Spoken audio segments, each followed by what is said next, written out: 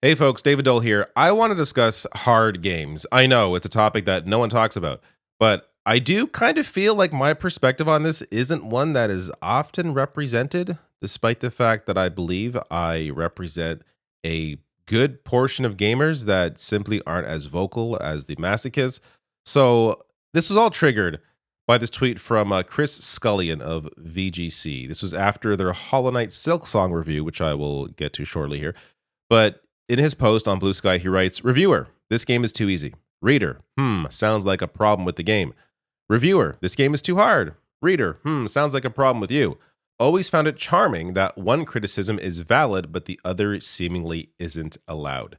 This was undoubtedly influenced by the reaction of some to VGC's review of Silksong, where they gave it 3 stars with the heading, quote, "A game that intends to make you suffer even to its own detriment," which I gotta say, made me even less interested in playing Hollow Knight Silksong.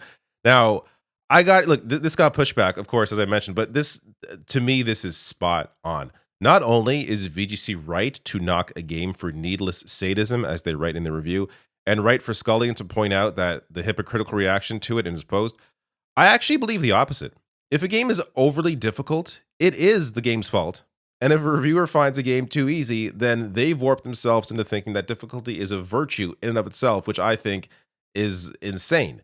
Now, I know I'm not alone in thinking this, but players like me tend to not be as loud as the masochist. The number one reason that I do not finish a game that I'm otherwise enjoying is because of difficulty.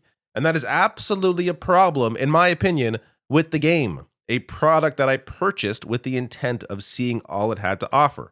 So, baseline information here. I am a dad, which means my time is limited. And my day job, in case you don't know who I am, revolves around following news, reading news, and talking about it, discussing it. And the world right now is kind of depressing. So the last thing I need in my life, in my leisure time especially, is to waste it by playing the same section of a game over and over while simultaneously getting frustrated when I should instead be enjoying my free time. And any sort of payoff I feel after surpassing a tough boss has never, and I mean this, never outweighed the frustration I feel while playing it.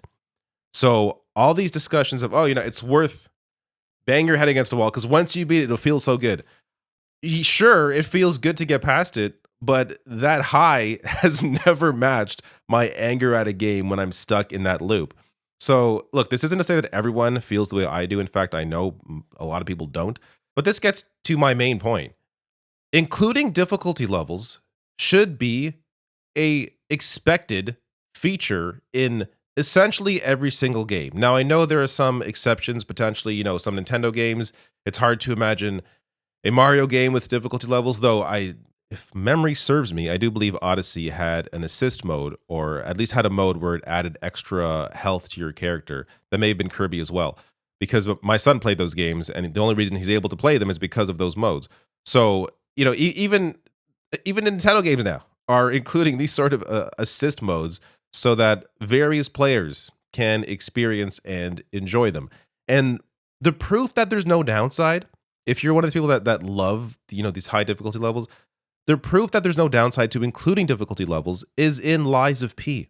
This is a Souls-like that launched without difficulty levels, only to patch them in a couple years later. And did it break the game? Did it ruin the experience? No.